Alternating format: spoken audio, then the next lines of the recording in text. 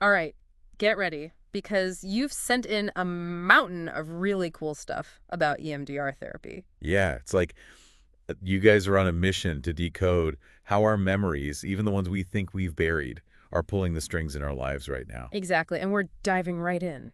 And we're talking about some serious validation from heavy hitters in the trauma world, Hmm. like Stephen Porges. Right, Porges. He's saying EMDR is like one of the biggest game changers in psychotherapy ever. Huge.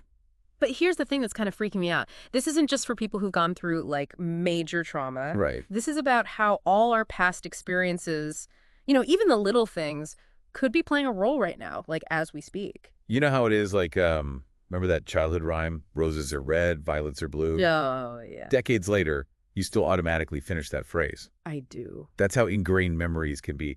EMDR says unprocessed memories are sort of like that. They can trigger these big reactions in the present, even if the original event seems small now. Whoa, hold on. I need a sec to process this. It's deep. It's profound. It's like those memories are still packed with all the raw emotions and sensations from back then, just waiting to be triggered. That's a good way to put it. It's so creepy. Yeah. And the book has some wild examples. Oh, I love examples. Like Justine, she's super successful, 25 years old, falls apart during breakups. Because she's a scared kid again. Ah.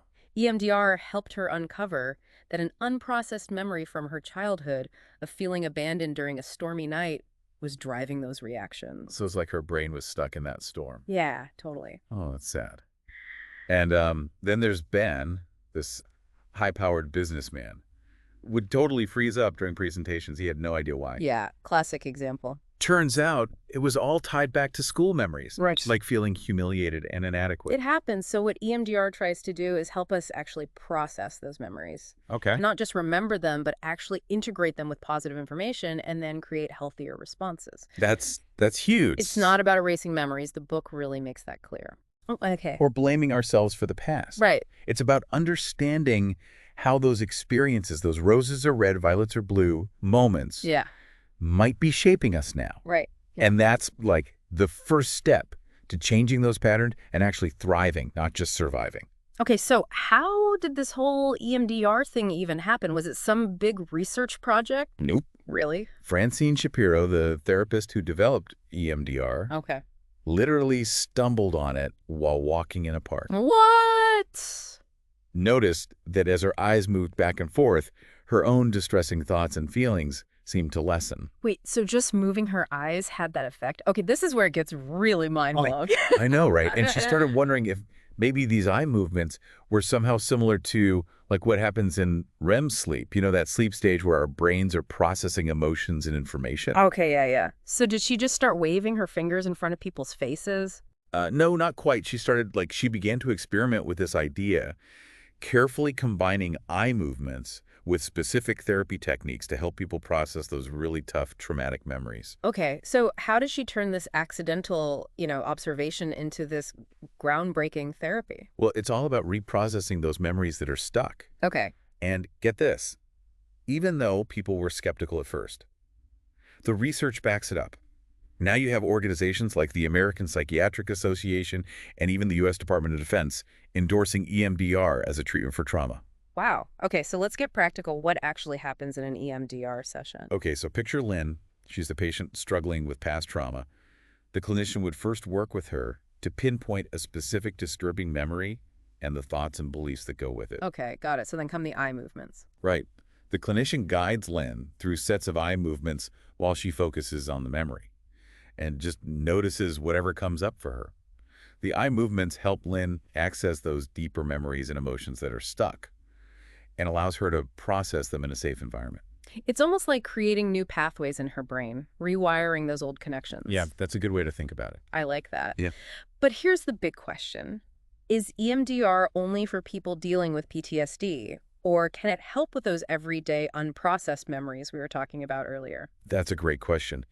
And while EMDR is often used for PTSD, the book makes it clear that anyone can have unprocessed memories from everyday experiences that are impacting them in a bad way. Okay, so like what kind of experiences? Because this is making me rethink like everything. Well, the book highlights three main categories of negative thoughts that EMDR can help with. Okay, lay on me. First, there's responsibility, that feeling like it's my fault. Ooh, yeah, I feel that one. Then there's safety, that I'm not safe feeling.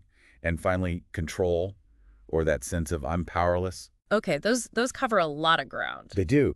And what's so interesting is that something you might think is a minor event can actually have a huge impact. Okay. The book talks about Stacy, who developed anxiety and an eating disorder, all stemming from a car crash when she was 5. Wow.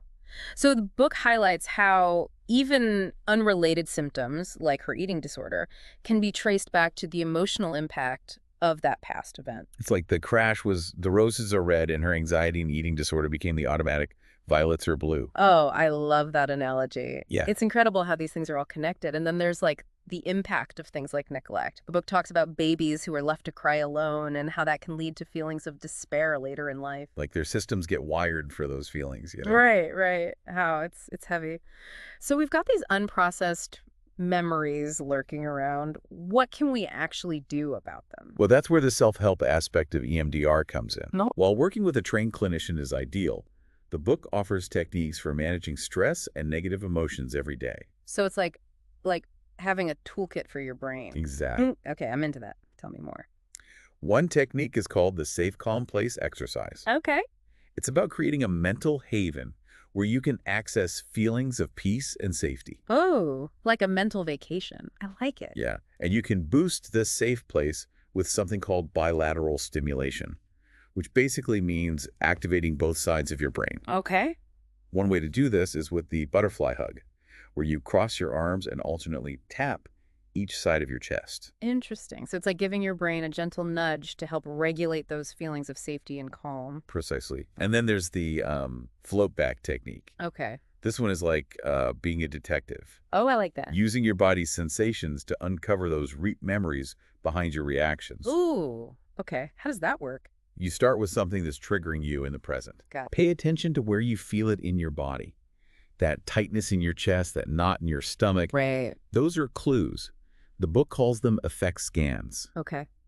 And you kind of gently float back through your memories, focusing on that sensation until you hit on the earliest memory connected to it. Wow. The book calls these touchstone memories.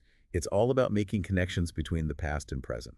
So you're using those physical sensations to like track down the memory. Exactly. I love that. Okay, so we've got our safe place and our detective work with the float back technique. What other tools are in this toolkit? Well, there's the breathing shift, which uses your breath to calm your nervous system down, like hitting the reset button on your stress response. Okay, I can definitely use some of that. Then there's the cartoon character technique, Okay. where you take those nagging negative thoughts and imagine them coming from a silly cartoon character. Wait, so instead of beating myself up, I can picture like Bugs Bunny saying those thoughts. Exactly. It helps you detach from them.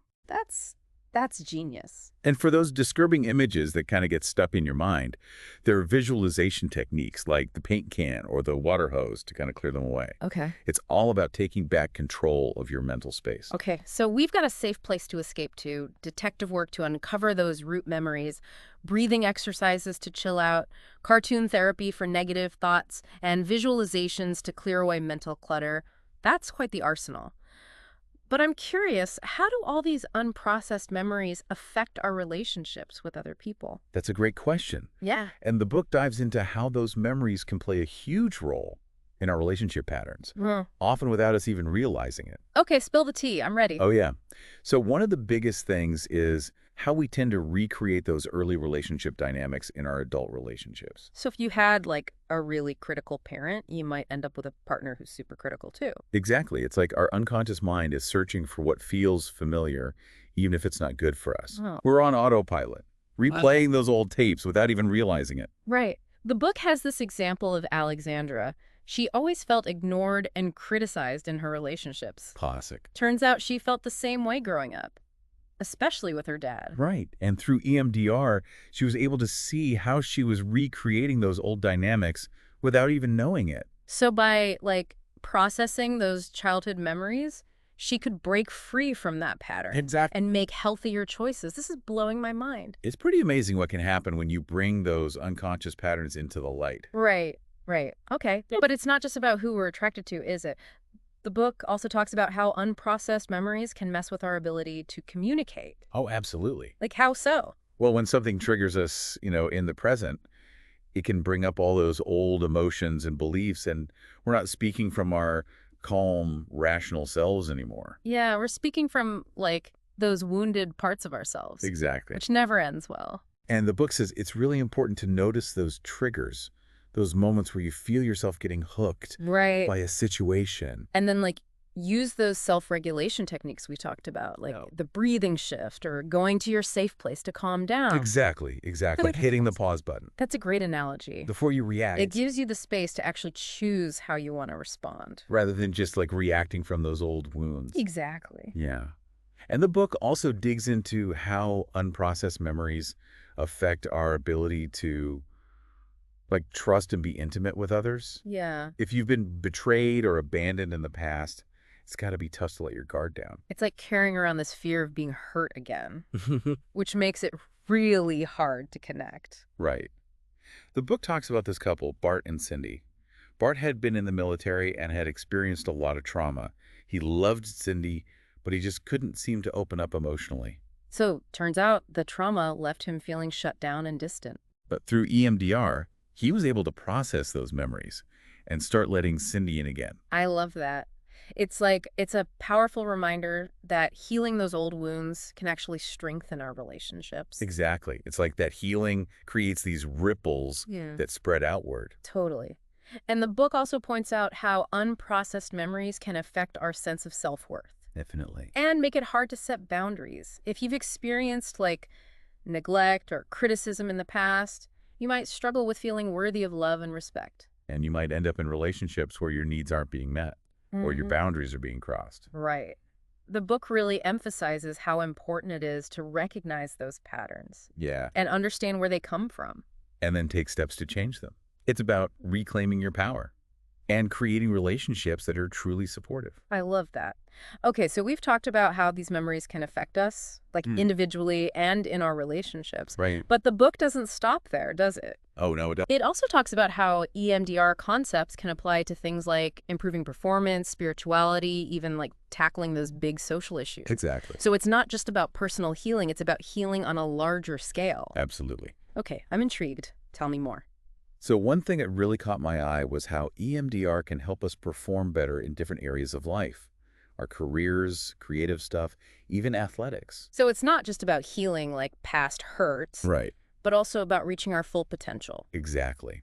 The book suggests that unprocessed memories can actually prevent us from performing at our best, create anxiety, self-doubt, and a fear of failure, like we're sabotaging ourselves. Ugh, yeah, I know that feeling. But by addressing those underlying memories, we can clear those mental blocks and let our natural talents come through. I love that. So empowering. Yeah. The book talks about Jolene. She had this super demanding job, always stressed and overwhelmed. Huh. It turns out her anxiety was linked to a memory from her childhood, feeling inadequate and criticized by her dad. Oh, And by working through that memory with the MDR, she was able to let go of those feelings of inadequacy and approach her work with a new sense of confidence. wow. It's amazing how addressing those old wounds can have such a big impact, like a domino effect, It really is. leading to all these positive changes. Okay, so the book also explores how EMDR can be used to address, like, spiritual blocks, Yeah, it's really interesting. deepen our sense of connection. Wait, so it's not just psychology. Right. It's spirituality, too. Exactly.